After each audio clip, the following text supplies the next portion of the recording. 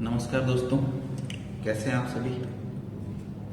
मैं रामपाल, स्वागत है आप सभी का पाल एकेडमी में। और बायोलॉजी की लेक्चर हम स्टार्ट करेंगे। बायोलॉजी की लेक्चर में हम लोगों ने पिछले वीडियो में देख चुके। देखिए, पिछले बायोलॉजी की 2 वीडियो हो चुकी है ना, सॉरी 3 वीडियो हो चुकी है। ये चौथी वीडियो आज मैं रिकॉर्ड कर रहा हूँ, है ना। तो देखिए, जो लोगों ने पिछली वीडियो नहीं देखा है तो सबसे पहले तो वो लोग क्या करिए, इसको पीछे जा करके कम से कम एटलीस्ट पिछली 2 वीडियो देखिए। जो सबसे पहली वीडियो आप ना जैसे देखना चाहें तो देख सकते हैं, उससे अच्छा आपका बेस बनेगा। लेकिन पिछली 2, आज की अगर क्लास आपको समझनी है तो पिछली 2 वीडियो आपको देखनी जरूरी है ना। पहले वो पिछली 2 वीडियो देखिए, नहीं तो इसमें बहुत कम आपको समझ में कुछ आ पाएगा। ठीक है, तो स्टार्ट करते हैं हम लोग, है ना। पिछली वीडियो में हम लोगों ने देखा था पिछले क्लास में कि कोशिका के अंदर की बात जाने थी, है ना। सेल वॉल देखा था हमने, है ना। सेल मेम्ब्रेन देखा था, कोशिका भित्ति, कोशिका झिल्ली, ये सब देखा था। उसके बाद फिर प्लास्टिड, जिससे पौधों का कलर डिसाइड होता है, ये हम लोगों ने देखा था, है ना। पौधों का या फल का या फूल का, ये सभी का कलर डिसाइड करता है। ठीक है, क्लोरोप्लास्ट, क्रोमोप्लास्ट, ल्यूकोप्लास्ट, ये सब हम लोगों ने देखा था, है कि नहीं। उसके बाद फिर हम लोगों ने क्या देखा था, प्रोटोप्लाज्म देखा था। कोशिका के अंदर जो द्रव भरा होता है, जो लिक्विड भरा होता है, ठीक है। प्रोटोप्लाज्म कैसे बनता है, साइटोप्लाज्म प्लस न्यूक्लियोप्लाज्म, ये सब चीजें हम लोगों ने देखा था पिछले क्लास में। तो आज हम लोग देखने वाले हैं उसके आगे की बात करेंगे। अभी बहुत सारे कोशिका के अंग बचे हुए हैं, है ना।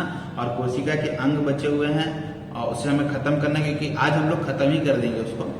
और बहुत इंपॉर्टेंट टॉपिक है ये कोशिका। इससे 1 या 2 क्वेश्चन तो बनता ही बनता है किसी भी एग्जाम में कोशिका से।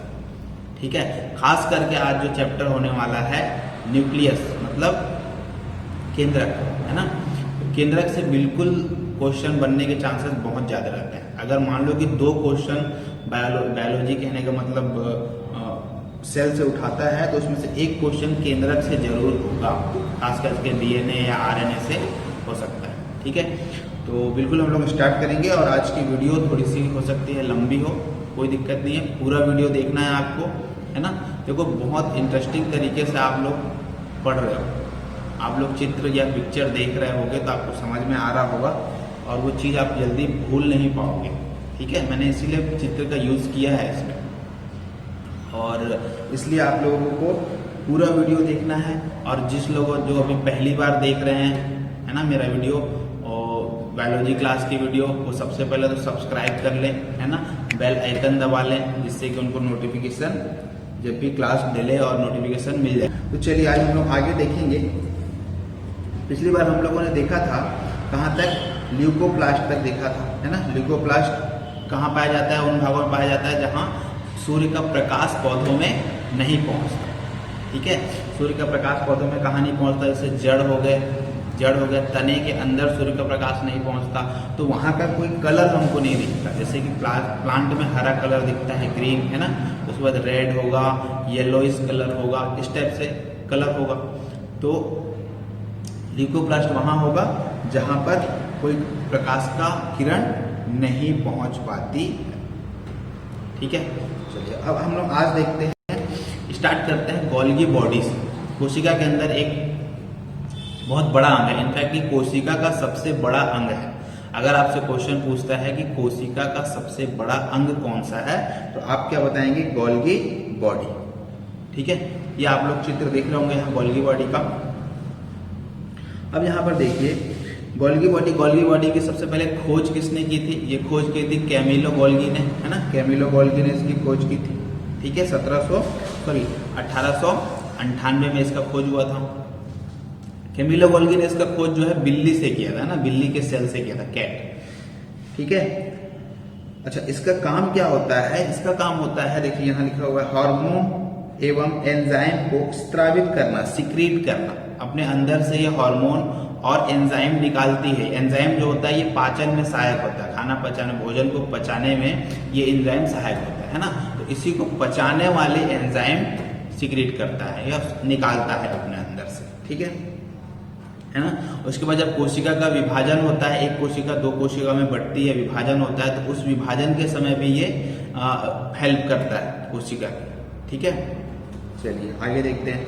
अच्छा, ये पाया किस में जाएगा? Golgi body. मैंने आपको बताया था सबसे स्टार्टिंग में चार्ट देखा था मैंने, है ना। तो ये दोनों में पाया जाता है, याद रखिएगा। ये एनिमल सेल मतलब जंतु कोशिका और पादप कोशिका प्लांट सेल दोनों में पाया जाता है ना। जंतु कोशिका में इसको कुछ अलग नाम से जानते हैं, आप देख सकते हैं यहाँ पर मैंने दिया हुआ है। जंतु कोशिका में इसको लाइपोकॉन्ड्रिया के नाम से जानते हैं, ठीक है। और प्लांट सेल में इसको देखो यहाँ पर डिक्टियोसोम के नाम से जानते हैं, ठीक है।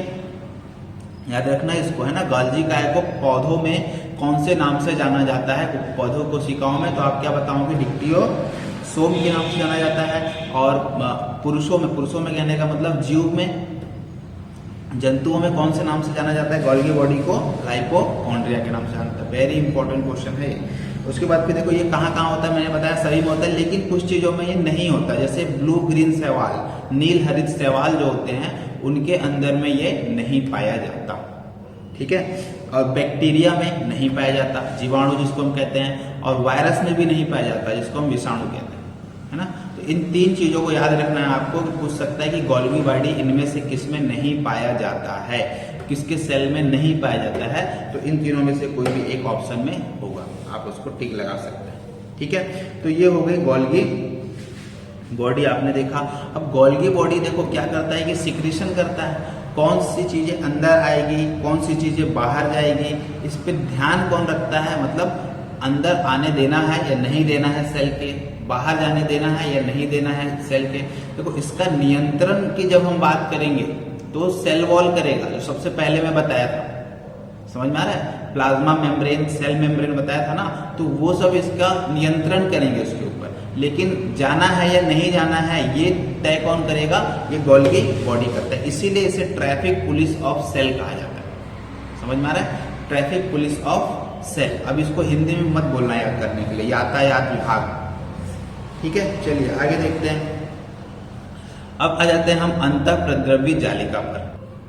चलिए दोस्तों, अब हम लोग आ जाते हैं अंतःप्रद्रव्य जालिका पर। बात समझ रहे हैं?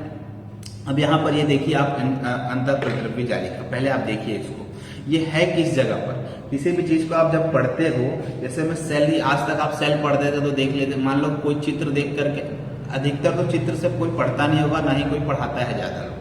लेकिन अगर आप चित्र देख के पढ़ोगे तो ज्यादा से ज्यादा ये देखोगे कि भाई हाँ सेल यहाँ पर है ना, एंडोप्लाज्मिक रेटिकुलम वहां पर है। लेकिन आप जब सेल देखोगे तो सेल के आसपास कौन है इसके बारे में अध्ययन उस समय नहीं करते। तो ये हम यहाँ पर ये देखेंगे कि देखिए सेल के आसपास कौन है, एंडोप्लाज्मिक रेटिकुलम है। तो इसका मतलब क्या है कि जो सेल और जो कोशिका के अंदर फ्लूइड भरा हुआ है, सेल के अंदर फ्लूइड अलग भरा हुआ है और सेल के अंदर न्यूक्लियस है उसके अंदर फ्लूइड अलग भरा हुआ है। तो उन दोनों के सेल के फ्लूइड और न्यूक्लियस के फ्लूइड के बीच में जो बातचीत होना है, जो तालमेल होना है, वो काम कौन करता है? एंडोप्लाज्मिक रेटिकुलम करता है। समझ में आ रहा है? उन दोनों के बीच का काम कौन करेगा?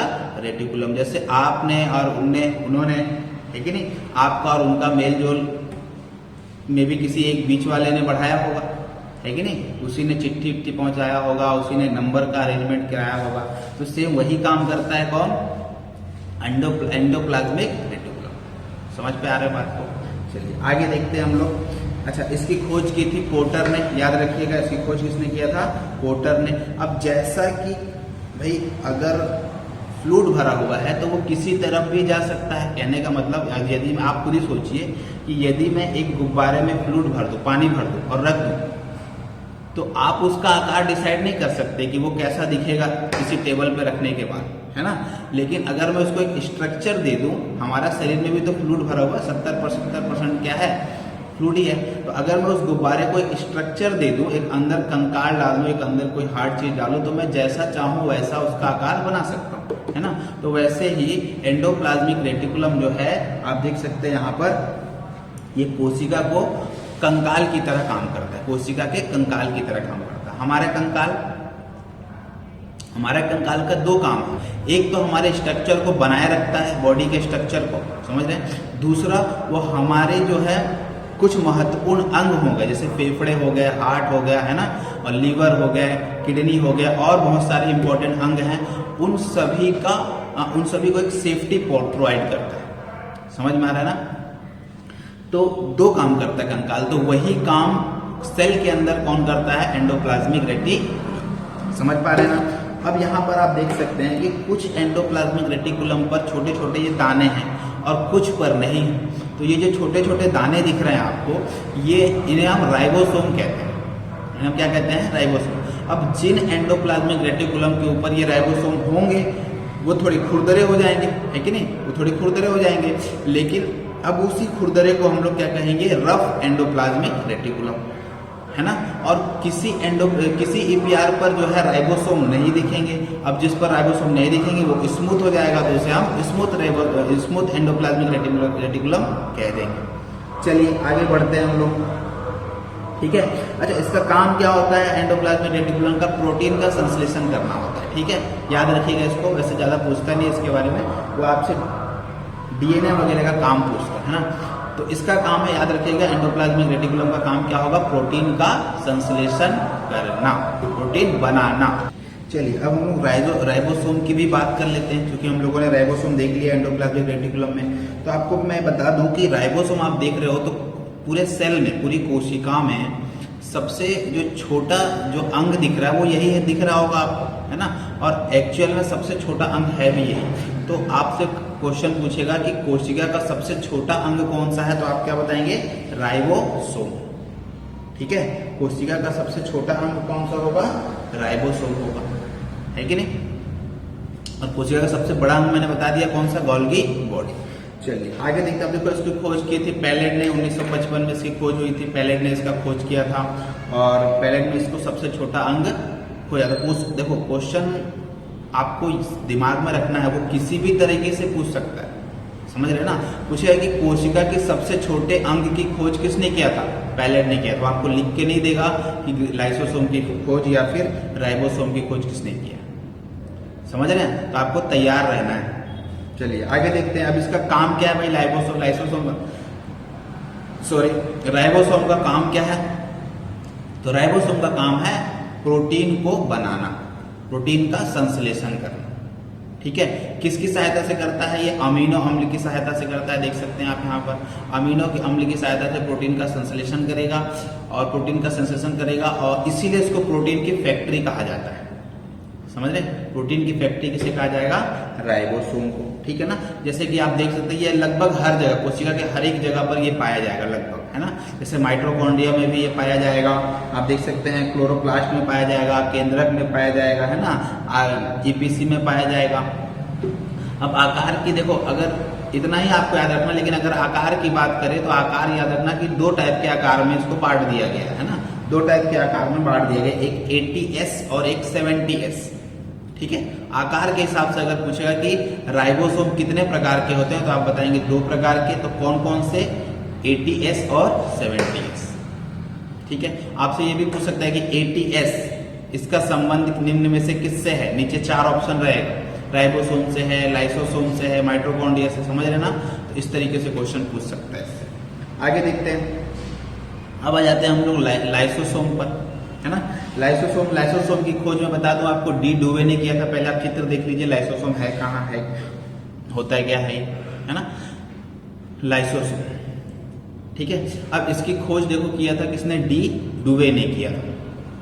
डी डुवे ने इसका खोज किया था और डी डुवे को इसके लिए जो है एक नोबेल प्राइज भी मिल चुका है ना, नोबेल प्राइज भी मिल चुका है। लेकिन यहाँ पर जो एक चीज जो है यहाँ गलत दे दिया हुआ है, डी डुवे के बगल में 1774 दिया हुआ है ना, सॉरी 1974 दिया हुआ है। तो ये जो 1974 है ये राइबोसोम के खोज की नहीं है, लाइसोसोम के खोज का डेट नहीं, ईयर नहीं है, ये इस ईयर पर इनको मिला था नोबेल प्राइज, याद रखना है ना। चलिए आगे देखते हैं, ठीक है। ये कहाँ कहाँ पाया जाएगा लाइसोसोम, ये तो सेल में पाया ही जाएगा, शरीर के कुछ अंग में भी पाया जाएगा, जैसे कि आपका अग्नाशय में पाया जाएगा, अग्नाशय, ठीक है, उसके बाद जिसको लीवर कहते हैं। उसके बाद फिर मस्तिष्क में पाया जाता है ये, है ना, देख सकते हैं यहाँ पर। उसके बाद थायराइड ग्रंथि में पाया जाएगा, गुर्दे में पाया जाएगा, ठीक है, याद रखिएगा इसको। पूछ सकता है इनमें से लाइसोसोम कौन कौन जगह पर पाया जाता है, किन में से कहाँ पाया जाता है, ऐसा क्वेश्चन पूछ सकता है। इसका निर्माण कैसे होगा, गोल्गी बॉडी, ठीक है, गोल्गी बॉडी और अंतःप्रद्रवी जालिका से मिलकर इसका निर्माण होता है। ठीक है, याद रखिएगा इसको।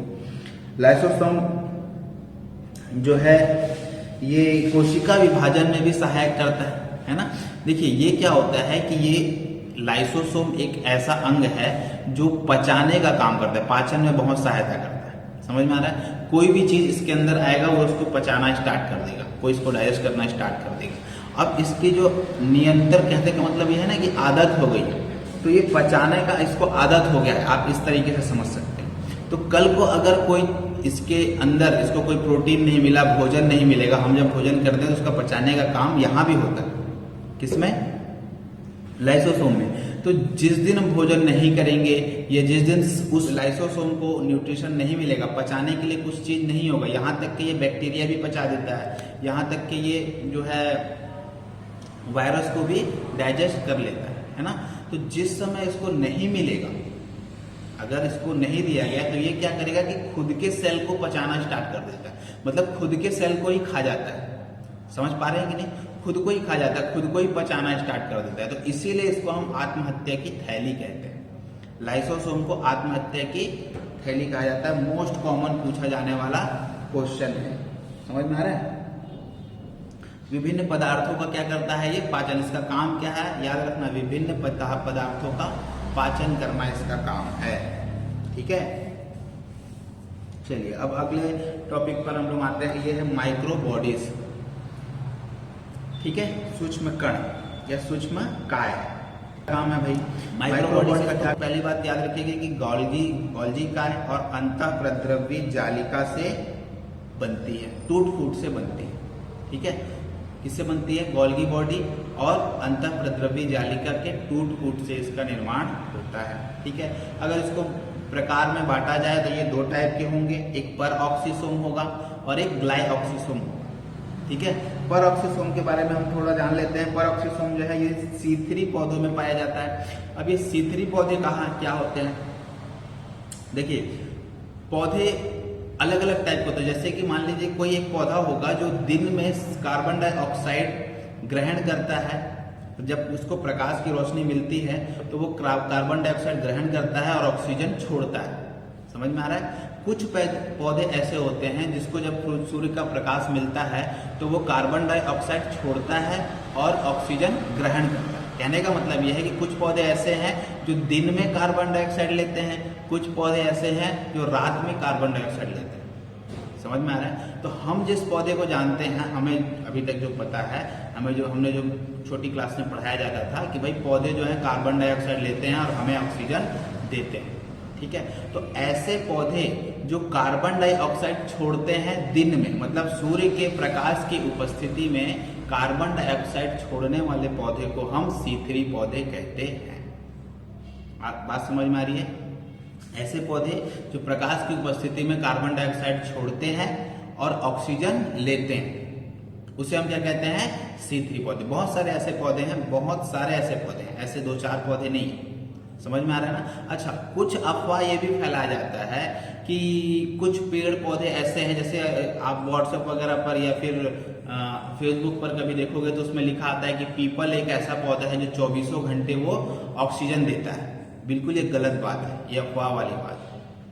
समझ में आ रहा है? पीपल 24 घंटे ऑक्सीजन, दुनिया का कोई भी पेड़, दुनिया का कोई भी पादप 24 घंटे ऑक्सीजन नहीं दे सकता।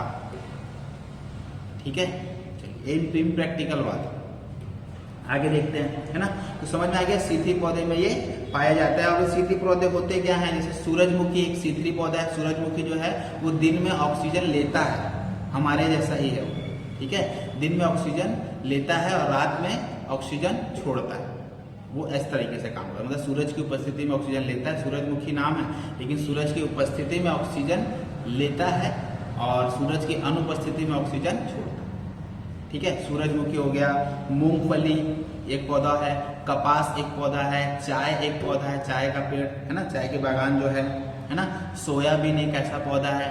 ठीक है, तो ये सभी क्या है? C3 पौधे के मैंने नाम बता दिए, इसको आप लिख लीजिएगा। ठीक है, चलिए, परऑक्सीसोम समझ में आ गया, है ना?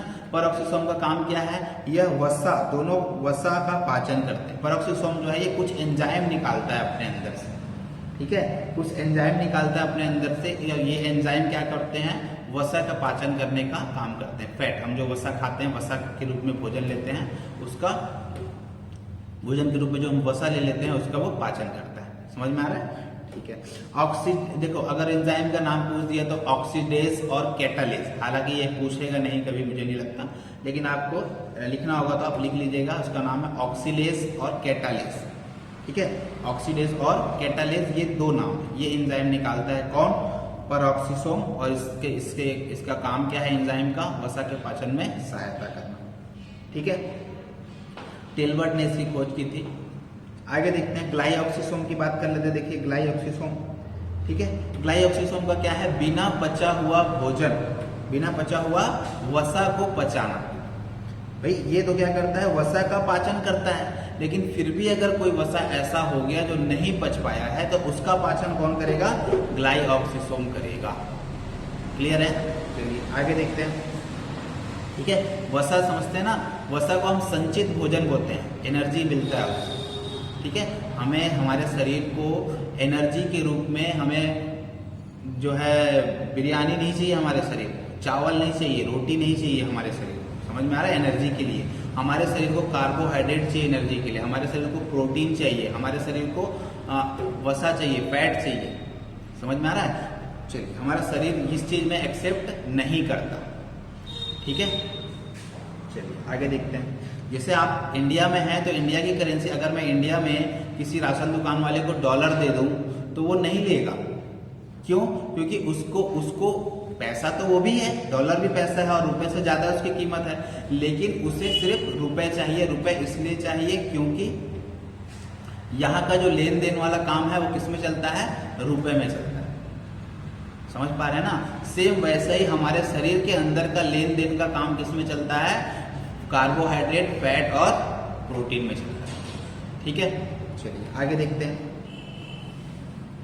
अब न्यूक्लियस की बात कर लेते हैं। वेरी इंपॉर्टेंट टॉपिक है ये, है ना। न्यूक्लियस से एक क्वेश्चन तो बनता ही, अगर सेल से क्वेश्चन दिया, कोशिका से क्वेश्चन आया तो एक क्वेश्चन तो न्यूक्लियस से आएगा ही आएगा। न्यूक्लियस को हम लोग थोड़ा डिटेल में भी पढ़ लेंगे, है ना। चलिए आगे देखते हैं हम लोग। न्यूक्लियस जो है, देखिए न्यूक्लियस, सबसे पहले तो न्यूक्लियस को देखिए घूर के थोड़ा। ठीक है, न्यूक्लियस देखिए क्या है। न्यूक्लियस की खोज रॉबर्ट ब्राउन ने किया था। ठीक है, सबसे पहले आप देखिएगा रॉबर्ट ब्राउन ने किया था। अब चूंकि ये न्यूक्लियस है, न्यूक्लियस के अंदर भी फ्लूइड भरा हुआ है, तो वो किसी न किसी चीज से तो पैक होगा, तभी तो वो फ्लूइड एक आकार में बना हुआ है कि नहीं। समझ पा रहे हैं कि नहीं? तो वो पैकिंग क्या है? उस पैकिंग को झिल्ली में बंद, मान लेते हैं एक झिल्ली है, तो वो एक जो पैकिंग का नाम है, उस झिल्ली का नाम है, उसकी परत का नाम होता है लाइकोप्रोटीन। याद रखना कि न्यूक्लियस की जो झिल्ली होती है वो किसकी बनी होती है? न्यूक्लियस की परत लाइकोप्रोटीन की बनी होती है। समझ में आ रहा है? ठीक है, न्यूक्लियस के अंदर क्या क्या पाया जाएगा? तो इसके अंदर डीएनए पाया जाएगा, इसके अंदर आरएनए पाया जाएगा, इसके अंदर क्रोमोसोम पाया जाएगा, इसके अंदर जीन पाए जाएंगे। समझ में आ रहा है? क्रोमोसोम से वो आगे बढ़ता हुआ क्रोमेटिन एक धागे का आकार लेता है, फिर वो धागा धीरे धीरे क्या होगा आपके लिए, वो एक डीएनए बनेगा। डीएनए जो है वो डबल हेलिक्स बनता है, फिर वो डीएनए टूट करके आगे जाकर के आरएनए बनेगा, आगे आरएनए से वो जीन में कन्वर्ट हो जाएगा। चलिए आगे देखते हैं यहाँ पर। ठीक है, मैंने बता दिया आपको डीएनए और आरएनए। डीएनए आरएनए जो है एक प्रोटीन है, याद रखिएगा। डीएनए और आरएनए एक प्रकार के क्या है, ऐसा क्वेश्चन देता है। प्रोटीन है, एक कोशिका है, ठीक है, एक अंग है, कुछ भी 4 ऑप्शन दे सकता है। तो आपको याद रखना ये एक प्रकार की क्या है? प्रोटीन है। ठीक है ना। चलिए आगे देखते हैं। ठीक है ना। अब ये सभी अनुवांशिकी के इकाई माने जाते हैं, डीएनए आरएनए ये सब, है ना। तो अनुवांशिकी की इकाई है कौन? डीएनए, आरएनए, क्रोमोसोम और जीन। ठीक है, इसको याद रखिएगा। इनमें से कौन सी अनुवांशिकी की इकाई नहीं है, ऐसा क्वेश्चन में देगा। तो डीएनए भी अनुवांशिकी की इकाई है, आरएनए भी है, प्रोटीन भी है, और प्रोटीन कहा जाए, क्रोमोसोम भी है और जीन भी है ना। अब इसमें सबसे बड़ी और सबसे छोटी इकाई कौन सी होगी? तो सबसे बड़ी इकाई होगी डीएनए। सबसे बड़ी इकाई क्या होगी? डीएनए होगी, है ना। तो आपके जो अनुवांशिकी की सबसे छोटी इकाई, सबसे बड़ी इकाई क्या होगी? डीएनए होगी। डीएनए में ही हमारे इस पीढ़ी से अगली पीढ़ी में क्या क्या चीज जाने वाला है वो पता चलता है।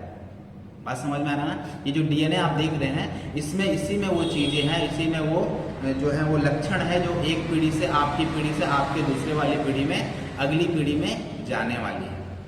सबसे बड़े लक्षण है मिलेंगे, है ना। और सबसे छोटे लक्षण मतलब अनुवांशिकता की सबसे छोटी इकाई को क्या कहा जाएगा? जीन कहा जाएगा।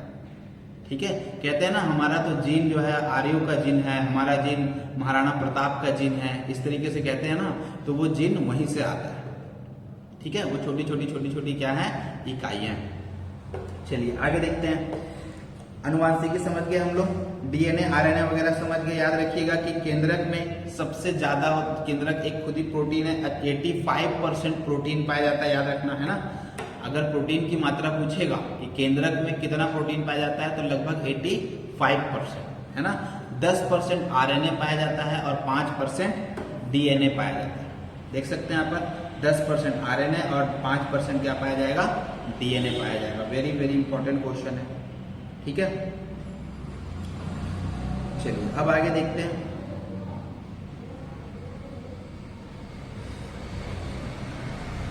अब हम एक एक टॉपिक इसको देखते थे, डीएनए आरएनए के बारे में समझते हैं कुछ। डीएनए देखिए यहाँ पर, डीएनए का मतलब होता है डाईऑक्सी राइबोज न्यूक्लिक एसिड। ठीक है, डीऑक्सी राइबो न्यूक्लिक एसिड केंद्रक तथा माइटोकॉन्ड्रिया में पाया जाता है। याद रखना है कि ये पूछता है, इंपॉर्टेंट क्वेश्चन है कि डीएनए केंद्रक के अलावा और कहाँ पाया जाता है, तो आप याद रखिएगा माइटोकॉन्ड्रिया में पाया जाता है। डीएनए केंद्रक के अलावा कहाँ पाया जाता है? माइटोकॉन्ड्रिया में जब पाया जाता है। अनुवांशिकता की सबसे बड़ी इकाई है, मैंने बताया आपको अभी। यह आकार में द्विकुंडलित होता है। यह आकार में कैसा होगा?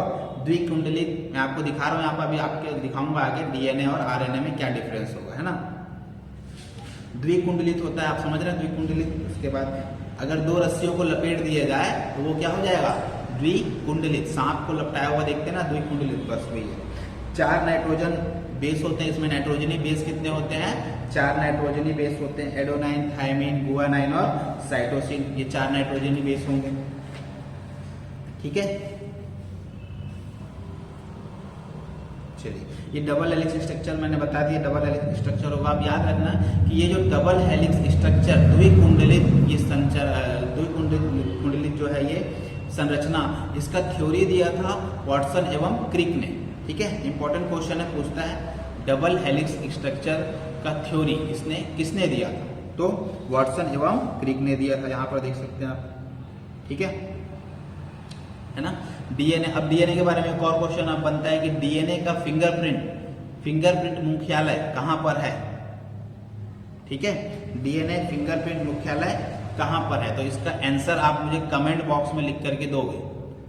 ठीक है, जो भी देख रहा होगा। चलिए आगे देखते हैं डीएनए। अब डीएनए का काम क्या होता है? डीएनए का काम होता है प्रोटीन संश्लेषण को नियंत्रित करना। ठीक है, डीएनए का काम क्या है? प्रोटीन के संश्लेषण को नियंत्रित करना, उसकी मात्रा को नियंत्रित करना। बहुत ज्यादा प्रोटीन भी होना ठीक बात नहीं है। डीएनए में 4 नाइट्रोजनी बेस होता है, तो मैं बता दिया। आगे देखते हैं आप आरएनए की बात कर लेते हैं।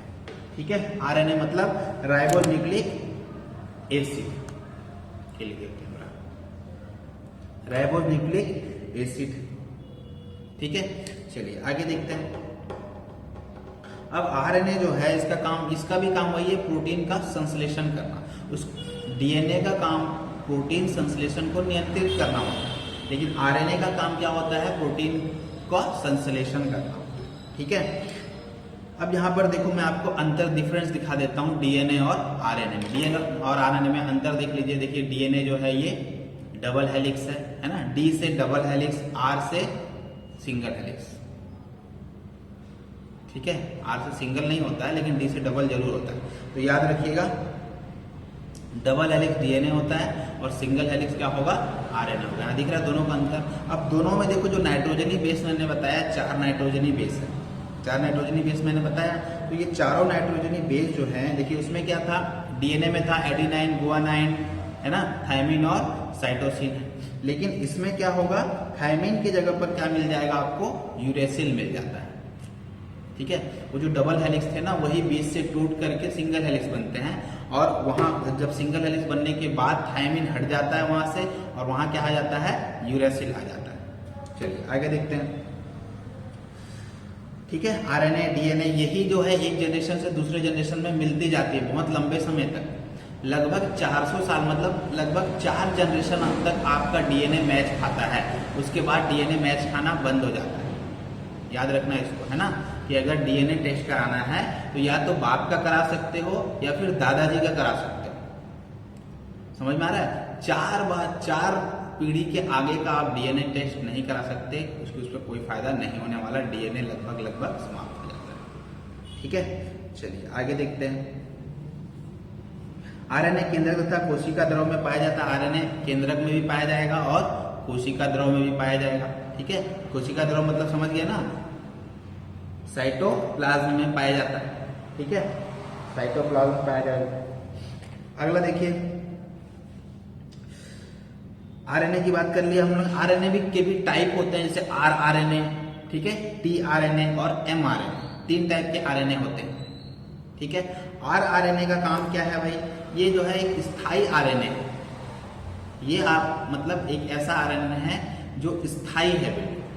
समझ में आ रहा है? चलिए आगे देखते हैं। टीआरएनए, टीआरएनए क्या है, ये सबसे छोटा आरएनए है, ये सबसे छोटा आरएनए होता है। एमआरएनए, एमआरएनए क्या है भाई, ये बहुत कम समय तक चलने वाला आरएनए। समझ में आ रही है ना बात, बहुत कम समय तक, मतलब गारंटी नहीं है कि ये जो लक्षण है ये अगली पीढ़ी में जाएगा या नहीं जाएगा। हो सकता है आपके अंदर खत्म हो जाए वो आरएनए तो अगली पीढ़ी तक नहीं जा पाएगा। ठीक है, चलिए आगे देखते हैं। तो ये था आरएनए, है ना। अब अगर से पूछ लेगी जैसे आरआरएनए सबसे ज्यादा मात्रा किसकी होती है, तो आप याद रखिएगा आरएनए में सबसे ज्यादा कौन सी मात्रा का आरएनए होता है, तो याद रखिएगा आरआरएनए की मात्रा होती है ना। आरआरएनए की मात्रा लगभग 75% होता है। ठीक है, उसके बाद टीआरएनए की मात्रा लगभग 15% होता है। ठीक है, और बाकी बच गया 10%, वो क्या होगा, एमआरएनए होगा। ठीक है, याद रखिएगा इसको, है ना। चलिए और थोड़ा डिटेल में ज्यादा हम पढ़ेंगे नहीं, क्योंकि जितनी जरूरत है हमको, जितना में हमारा काम चल जाएगा उतना ही हम पढ़ेंगे, बहुत ज्यादा डिटेल में पढ़ने की जरूरत नहीं। ठीक है, चलिए अब हम आ जाते हैं क्रोमोसोम में। ठीक है ना, बात करते हैं हम क्रोमोसोम की। तो क्रोमोसोम याद रखिएगा, क्रोमोसोम की खोज की थी स्ट्रॉसबर्ग ने। क्रोमोसोम का जो नामकरण किया था वो किया था, देखिए, वाल्डेयर ने, है ना, वाल्डेयर ने किया था। ठीक है, इसका काम क्या होता है, क्रोमोसोम का काम क्या होता है भाई, जेंडर का डिसाइड करना, लिंग का निर्धारण करना होता है काम किसका, क्रोमोसोम का। ठीक है, बच्चों के लिंग का निर्धारण, जेंडर का निर्धारण कौन करेगा, क्रोमोसोम करता है। आगे हम लोग इसके बारे में और डिटेल में देखेंगे, है ना। गुणसूत्र जिसको हम कहते हैं, तो हम क्या कहते हैं हिंदी में, गुणसूत्र कहते हैं, है ना। तो देखिए क्रोमोसोम जो है ये 2 चीजों से बना है, एक तो डीएनए से बना होगा। ठीक है, क्रोमोसोम जो है एक मैट्रिक्स होता है और उससे क्या बनेगा, डीएनए बनेगा, है ना। तो डीएनए और मैट्रिक्स। अब डीएनए क्या है, मैं यहाँ पर आपको दिखा रहा हूँ, देखिए यहाँ पर ध्यान से, जो क्रोमेटिन धागा है, ये धागे के जैसा दिख रहा है ना, इसको हम क्रोमेटिन धागा कहते हैं। ठीक है, धागे के समान जो संरचना है उसको हम क्या कहते हैं, क्रोमेटिन कहते हैं, याद रखिएगा, है ना। पूछ सकता है कि क्रोमोसोम में धागे नुमा संरचना को क्या कहते हैं, तो क्रोमेटिन कहते हैं, है ना। डीएनए, अब ये क्रोमेटिन किसका बनता है, तो ये डीएनए प्लस हिस्टोन प्रोटीन का बना होता है। डीएनए भी एक प्रोटीन है और प्लस एक और प्रोटीन है, उसका नाम क्या है, हिस्टोन प्रोटीन। इन दोनों से मिलकर के बना हुआ है क्रोमोसोम। समझ में आ रहा है, क्रोमेटिन बना हुआ है। ठीक है ना। गुणसूत्र जो देखो अनुवांशिक लक्षण का वाहक होता है, ये समझ में आ रहा है ना। अनुवांशिक लक्षण का वाहक मतलब एक आपके अंदर का जो लक्षण है वो एक से दूसरे में लेकर के कौन जाएगा, तो वो जाएगा कौन, क्रोमोसोम गुणसूत्र लेकर के जाता है। समझ पा रहे हैं ना। ठीक है, चलिए अनुवांशिक ये सब की बात किसने किया, सबसे पहले इसको खोजा था ग्रेगर जॉन मेंडल ने, है ना। इस आनुवांशिकता एक पीढ़ी से दूसरी पीढ़ी में जाती है, सबसे पहले इसका सिद्धांत किसने दिया था? ग्रेगर जॉन मेंडल ने दिया था, याद रखिएगा इसको ना, इसीलिए इनको आनुवांशिकी का पिता कहा जाता है। ठीक है, इन्होंने ये बात जो है एक मटर के पौधे से खोजा था, मटर के पौधे से इसको प्रूव किया था उन्होंने। समझ में आ रहा है? मटर के पौधे से, गार्डन मटर जिसको हम कहते हैं। ठीक है, चलिए, ग्रेगर जॉन मेंडल बहुत ही अच्छे वैज्ञानिक, बहुत ही अच्छे साइंटिस्ट है ना। इन्होंने विकासता का सिद्धांत, प्रभाविता का सिद्धांत दिया था। देखिए यहाँ मैं डाल देता हूँ, प्रभाविता का नियम दिया था, पृथक्करण का नियम दिया था, है ना, स्वतंत्र अव्यूहन का नियम दिया था। ठीक है, इंडिपेंडेंस आइसोलेशन का जो है वो लॉ दिया था। इसके बारे में हम लोग आगे पढ़ेंगे, है ना, विकासवाद जब पढ़ेंगे तब देखेंगे। ठीक है, गुणसूत्र की बात करें हम लोग, गुणसूत्र पे आ जाते हैं। गुणसूत्र देखो, गुणसूत्र दो टाइप के होंगे, है ना, क्रोमोसोम दो टाइप के होंगे, एक होता है एलोसोम और दूसरा होगा ऑटोसोम। समझ में आ रहा है? एक होगा एलोसोम और दो होगा, दूसरा क्या होगा? ऑटोसोम। एलोसोम जो है वो लगभग, देखो अगर मनुष्य के अंदर की बात की जाए तो टोटल 46 क्रोमोसोम, 46 क्रोमोसोम होते हैं। अगर इसको पेयर बना दिया जाए, जोड़ा बना दिया जाए तो लगभग 23 क्रोमोसोम हो जाएंगे, है ना। तो 22 जोड़े जो होते हैं वो ऑटोसोम के होते हैं। ठीक है, और एक जोड़ा जो होता है, मतलब 22 जोड़ा मतलब कितना हो गया? 44, और बच गया 2, मतलब एक जोड़ा, तो एक जोड़ा हो जाएगा, उसको हम क्या कहेंगे? एलोसोम कहेंगे। ठीक है, एलोसोम जो है इसी को हम सेक्स क्रोमोसोम भी कहते हैं। समझ रहे हैं नहीं बात को? ठीक है, ऑटोसोम की संख्या कितनी होगी? अगर आपसे पूछ दिया कि भाई मनुष्य में ऑटोसोम की संख्या बताओ, तो आप क्या बताओगे? 46 नहीं बताना, 44 होगा। 22 जोड़े मतलब 44। और एलोसोम की संख्या बताओगे बोलेंगे तो क्या बोलोगे? 2 होगा। एलोसोम के जोड़े बताओ कितना होगा? 1 उसका आंसर। याद रखिएगा इसको, है ना। ये जो एलोसोम है, सेक्स क्रोमोसोम है, इसी में भिन्नता पाई जाती है, बाकी सब सेम होगा, क्योंकि सेक्स क्रोमोसोम में X और Y होते हैं। समझ में आ रहा है? यदि माता और पुरुष का जो गैमेट बनेगा वो XY होगा। ठीक है, माता और पिता गैमेट अगर XY बनता है तो जो बच्चा है वो उसका पुरुष होगा। ठीक है, ठीक है, पुरुष जेंडर का पैदा होगा। और यदि X और X का पेयर बनता है दोनों में तो वो क्या होगा? महिला होगी। ठीक है, बच्चा क्या होगा? फीमेल होगा। तो ये आपको ध्यान में रखना। वैसे ये नहीं पूछता है कि XY मेल होगा या X फीमेल होगा, ये बता दिया जाता है, लेकिन आपसे ये पूछ सकता है, यहाँ से क्वेश्चन पूछेगा कि गुणसूत्रों की संख्या कितनी होगी। ठीक है, तो आप बताएंगे 46 होगी। एलोसोम की संख्या कितनी होगी? तो आप बताएंगे 44 होगी। और एलोसोम की संख्या कितनी होगी? तो 2 होगी। और ऑटोसोम की संख्या कितनी होगी? 44 होगी। ठीक है, इंपॉर्टेंट है क्वेश्चन, समझ में आ रहा है ना। अब सभी में लिंग का निर्धारण होता है, सभी जो है सभी, लगभग सभी जीव में। क्या कुछ ऐसे जीव हैं जिसमें क्रोमोसोम एक ही टाइप के पाया जाता है, सिर्फ XX ही पाया जाता है, या सिर्फ Y ही पाया जाता है, या एक ही टाइप के पाए जाते हैं, है ना। तो याद रखिएगा, जो कुछ क्रोमोसोम, 9 क्रोमोसोम, किसी में क्रोमोसोम नहीं होते। समझ में आ रहा है? जैसे कि हम कह रहे हैं कि मधुमक्खी हो गया, समझ में आ रहा है। इसमें क्रोमोसोम की संख्या आप, मतलब इसमें XY सेम टाइप के ही क्रोमोसोम होते हैं। ठीक है, समझ पा रहे हैं ना? इतना सेम टाइप के ही क्रोमोसोम इसमें होते हैं। उसके बाद फिर चींटी, कोई क्रोमोसोम नहीं। समझ में आ रहा है? लिंग का निर्धारण वाला कोई सवाल ही पैदा नहीं होता, क्रोमोसोम नहीं होते हैं। चलिए आगे देखते हैं। ठीक है, देखो अब यहाँ पर देख लीजिए आप, यदि आपसे पूछ ले कि पादप में, प्लांट्स में सबसे ज्यादा क्रोमोसोम किसका होगा? प्लांट्स में सबसे ज्यादा क्रोमोसोम किसका होगा? तो यहाँ देखिए लिखा हुआ है ऑफियोप्लाज्मा। ऑफियोप्लाज्मा, ठीक है, प्लाज्मा नहीं है, ये ग्लास्मा है। ठीक है, ऑफियोप्लाज्मा। ठीक है, या ऑफियोग्लास्मा की जगह पे कभी कभी ऑफियोग्लासम भी दे देता है, तो याद रखिएगा इसको। सबसे कम पौधे, ऐसा कौन सा पौधा जिसमें सबसे कम क्रोमोसोम होगा? तो उसमें एक, देखो सबसे ज्यादा वाले में है तो 1260 होता है इसमें, याद रखना।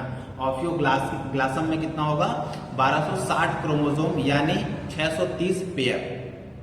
ठीक है, अब आगे देखते हैं। सबसे कम हैप्लोकोपस, सबसे कम पादप, सबसे कम क्रोमोसोम किस पादप में पाया जाता है? तो हैप्लोकोपस में पाया जाता है। हैप्लोकोपस क्या है भैया? इसमें 2 जोड़ी क्रोमोसोम पाए जाएंगे, है ना। अगर जंतु की बात कर ले तो हेलोकैंथा, है ना, ये एक जलीय जीव है, याद रखना। हेलोकैंथा जो है इसके पास सबसे ज्यादा क्रोमोसोम है, ऐसा जंतु है जिसमें सबसे ज्यादा क्रोमोसोम पाया जाता है, जिसका नाम क्या है, हेलोकैंथा। ठीक है, 1600 क्रोमोसोम इसमें होते हैं, लगभग 800 जोड़ी होते हैं। ठीक है, अगर आप कम से कम इसमें पाया जाता है ऐसा पूछ दे तो क्या बताएंगे आप। ठीक है, एस्केरिस, इसमें एक जोड़ी क्रोमोसोम पाया जाता है, यानी 2 क्रोमोसोम मिलेगा। समझ पा रहे हैं ना। ठीक है, आगे देखते हैं। देखो एक बात और याद रखना कि ये ऐसे ही याद रखने वाली बात है कि यदि आपसे कोई पूछ ले, जिससे आपको खुद समझ में आ जाना चाहिए, मैं बता देता हूं कि जो पृथ्वी पर रहने वाले जीव हैं उनसे ज्यादा क्रोमोसोम की संख्या होती है जो जल में रहते हैं जीव। समझ में आ रहा है, जल में रहने वाले जीवों में क्रोमोसोम की संख्या पृथ्वी पर रहने वाले, भूमि पर रहने वाले जीवों में क्रोमोसोम की संख्या से एज कंपैरेटिव ज्यादा ही होगा। ठीक है ना, हर चीज। ठीक है, चलिए कुछ क्रोमोसोम की बात हम लोग कर लेते हैं। जैसे मक्खी, तो मक्खी में 12 क्रोमोसोम होते हैं, है ना। मक्खी में कितने, कुल 12 क्रोमोसोम होंगे। ठीक है, चिंपैंजी हो गया, तंबाकू हो गया और आलू, ये तीनों याद रखना, चिंपैंजी, तंबाकू और आलू, इसमें 48 क्रोमोसोम होंगे। ठीक है, कबूतर में 80 क्रोमोसोम होंगे, मैंने बता दिया। कुत्ते में 78, डॉग में 78 क्रोमोसोम होंगे। बिल्ली में 38 क्रोमोसोम होंगे, है ना। मच्छर की बात की जाए तो 6 क्रोमोसोम होंगे। समझ पा रहे हैं। ठीक है, मधुमक्खी में 16 क्रोमोसोम होंगे, लेकिन मैंने क्या बताया कि मधुमक्खी में सेक्स क्रोमोसोम नहीं होता। ठीक है, आगे देखते हैं इसके बाद। अब यहां पर देखो पक्षियों, अब एक चीज और याद रखना कि जो सरीसृप होते हैं, जो रेप्टाइल्स होते हैं और जो पक्षी होते हैं, है ना, जैसे हम इंसानों में देखा जाए तो पुरुष का जो क्रोमोसोम है उसमें एक्स और वाई क्रोमोसोम होता है और महिला में एक्स और एक्स होता है। तो इसका मतलब कि जो बच्चे का लिंग का निर्धारण किसके क्रोमोसोम से हो रहा है, पुरुष के क्रोमोसोम से। बात समझ रहे कि नहीं, पुरुष के क्रोमोसोम से होगा। लेकिन जो कुछ सरीसृप हैं और पक्षियां हैं, इनमें लिंग का निर्धारण, आने वाले बच्चे के लिंग का निर्धारण महिला के क्रोमोसोम से संभव होता है। ठीक है, समझ पाने कि नहीं। आने वाले सरीसृपों और पक्षियों में, ठीक है, बच्चे के लिंग का निर्धारण किसके क्रोमोसोम से होगा, तो महिला के क्रोमोसोम से होगा, फीमेल के क्रोमोसोम से होता है। ठीक है, ये बात याद रखिएगा आप लोग। सेक्स क्रोमोसोम नहीं होता, मैंने बता दिया किन किन में। मधुमक्खी में सेक्स क्रोमोसोम नहीं होगा। ठीक है, और आपका एक देखते हैं ततैया, जिसको बोलते हैं टिड्डा, ततैया कुछ बोलते हैं, टिड्डा या हड्डा ऐसा कुछ बोलते हैं। ठीक है, कहीं हड्डा बोलते हैं, कहीं ततैया बोलते हैं, यहाँ तो ततैया ही है। और चींटी, ये सब में सेक्स क्रोमोसोम नहीं होता, मैंने बता दिया। क्रोमोसोम के बाद हम बात करेंगे जीन की। ठीक है, तो जीन जो है, जीन की खोज किया था जेड जॉनसन ने। जीन की खोज किसने किया था, जेड जॉनसन ने। अब यहाँ पर देखना, याद रखना कि इसका काम क्या है कि पिछली पीढ़ी के गुण को अगली पीढ़ी में लेकर के जाना, इसका काम यही है। इसका एक ही काम है कि जो गुण है पिछली पीढ़ी की वो अगली पीढ़ी में जाएगा। पिछली पीढ़ी का कलर है, पिछली पीढ़ी की आंखों का रंग कुछ और था, है ना, तो वो बच्चे में भी हो सकता है। समझ रहे हैं कि नहीं। पिछली पीढ़ी को यदि कोई अनुवांशिक बीमारी है, समझ रहे हैं, जैसे हीमोफीलिया बीमारी है कि नहीं, तो वो बीमारी आगे लेकर के जाएगा कौन, या कि पिछली पीढ़ी में किसी को वर्णांधता है, कलर ब्लाइंडनेस है, तो उसको आगे लेकर कौन जाएगा, जीन के थ्रू ही वो आगे जाता है। ठीक है, ठीक है ना। अब जीनों का भी एक अनुवांशिक, जीन एक ही नहीं होता, एक जीन तो बहुत छोटा है, बहुत सारे होंगे। तो इस बहुत सारे अनुवांशिक संगठन, समझ में आ रहा है ना, एक जीन का संगठन होगा जिसका कोई अनुवांशिक रूप नहीं होगा, इसमें कोई अनुवांशिक गुण नहीं होगा, वो आगे लेकर के जाएगा भी तो कुछ जाने वाला नहीं है। लेकिन कुछ जीन के संगठन ऐसे होंगे, कुछ जीन के गुच्छे ऐसे होंगे जिसमें पूरा आपका अनुवांशिकी गुण होगा। आप इस तरीके से इमेजिन कर सकते हैं ना। तो इस जीनोटाइप, जीनो अनुवांशिकी संगठन को हम जीनोटाइप कहते हैं, याद रखिएगा। ठीक है, ठीक है, इसी को हम कहते हैं। जीनों के अनुवांशिक संगठन को क्या कहेंगे? जीनोटाइप। ठीक है, आगे देखते हैं। जीन के प्रकार भी अगर जानना चाहते तो लिख सकते हैं सिस्ट्रॉन पहला, दूसरा म्यूट्रॉन और तीसरा रेकॉन, है ना। सिस्ट्रॉन जो है जो जीन के कार्य करने की इकाई है, जीन को भी वर्क करना है तो उस वर्क करने की इकाई कौन सी होगी? सिस्ट्रॉन होगी। अब देखो यहाँ पर म्यूट्रॉन की बात की जाए, जीन में परिवर्तन की इकाई, यदि अगली पीढ़ी में कुछ परिवर्तन हो रहा है, कुछ ना कुछ तो परिवर्तन होगा, तो उसका यूनिट कौन होगा, उसकी इकाई कौन होगी? म्यूट्रॉन होगा। रेकॉन की बात कर लेते हैं, कोई भी चीज रिपीट हो रही है अगली पीढ़ी में, समझ में आ रहा है? जैसे इस पीढ़ी में किसी का हाइट कम है तो उसके बच्चे का भी हाइट जो है वो उतना ग्रोथ नहीं कर पा रहा है, तो ये रिपीट हो गई चीज, तो वो क्या होगा? रेकॉन की बात कर रहा है। समझ पा रहे हैं कि नहीं? ठीक है, चलिए अच्छी बात है। ठीक है, ये याद रखिएगा, एक जीन एक एंजाइम, ये सिद्धांत बीटल एवं टेटम ने दिया था। ठीक है, एक जीन एक सिद्धांत, यह सिद्धांत जो है वो किसने दिया था? बीटल एवं टेटल ने दिया था। ठीक है, देखो डीएनए से यदि डीएनए अगर आरएनए में चेंज होता है ना, डीएनए और किस में चेंज होगा? आरएनए में चेंज होगा, तो इसको हम कहते हैं ट्रांसक्रिप्शन। याद रखिएगा इसको, डीएनए अगर आरएनए में चेंज होगा तो इसे हम क्या कहेंगे? ट्रांसक्रिप्शन। और आरएनए अगर डीएनए में चेंज होगा वापस तो इसको हम लोग कहेंगे रिवर्स ट्रांसक्रिप्शन। ठीक है, चलिए। और यदि आरएनए प्रोटीन में चेंज हो गया, डीएनए आरएनए में चेंज हुआ तो क्या कहेंगे? ट्रांसक्रिप्शन। आरएनए प्रोटीन में चेंज हो गया तो इसको हम लोग क्या कहेंगे? ट्रांसलेशन। ठीक है, ये देखिए यहाँ पर मैं एक चित्र बना करके डाल दूंगा आपको, तो ट्रांसलेशन हो जाएगा। ठीक है, अब यहाँ पर ये आप लोग का जीन लगभग खत्म हो गया है। देखो ये जो मैंने सिस्ट्रॉन, म्यूट्रॉन और रेकॉन कहा है ना, ये ज्यादा से कम, बड़े से छोटे की बात कर रहा हूँ। समझ में आ रहा है? मतलब सबसे बड़ा कौन सा होगा इकाई? सिस्ट्रॉन, उससे छोटा म्यूट्रॉन और सबसे छोटा रेकॉन। ठीक है, चलिए, ये हो गया आपका जीन की बात इतनी ही थी। अब यहाँ पर हम अगले टॉपिक में हम जीन से या फिर अनुवांशिकी कुछ बीमारी के बारे में बात कर लेंगे जो एक पीढ़ी से अगली पीढ़ी में जाती है, और उसको कौन लेकर के जाता है, कैसे जाता है, वो ये सब के बारे में हम अगले पीढ़ी में बात करेंगे। ठीक है, और कुछ हो सके तो अगर ये लगभग कोशिका आप लोगों का समाप्त हो चुका है। ठीक है, तो इसको आप लोग रिपीट कर करके, अगर आपने 2 बार इस वीडियो को पूरा देख लिया तो पूरी चीजें आपके दिमाग में छप जाएंगी। समझ में आ रहा है? ये बिल्कुल गारंटी के साथ बता रहा हूं मैं। तो आप इसको देखिए, और यदि आपको अच्छा लगता है तो लाइक वगैरह कर दीजिए। ठीक है, इससे क्या है कि अगली वीडियो बनाने के लिए मुझे हौसला मिलता है ना। हालांकि आप नहीं करेंगे तो भी मैं बनाऊंगा ही, क्योंकि बहुत सारे कोचिंग हैं, मेरे ऑफलाइन के बच्चे हैं, वो लोग के लिए जरूरी है, उनका कंप्लीट नहीं हो पाया है कोर्स, है ना। और बहुत जल्द आप लोगों की ऑफलाइन वालों की क्लास जो है वो स्टार्ट हो जाएगी। ऑफलाइन की क्लास बहुत जल्द स्टार्ट होने वाली है, और हम लोग सोच रहे हैं कि कम बच्चों को, जहां हम एक ही बार में ज़्यादा बच्चे बैठाते थे, वहां 15-15 बच्चे करके कोशिश करेंगे पढ़ाने का, जैसे ही आदेश आ जाता है। ठीक है, तो चलिए फिर मिलते हैं अगली क्लास में, है ना, और नए टॉपिक के साथ। और नया टॉपिक क्या होगा देखते हैं। नया टॉपिक कुछ अच्छा इंटरेस्टिंग टॉपिक सोच करके पढ़ेंगे, जो आप लोग के एग्जाम के पॉइंट ऑफ व्यू से बहुत ज़्यादा इम्पोर्टेंट है। ठीक है, चलिए फिर, थैंक यू, धन्यवाद।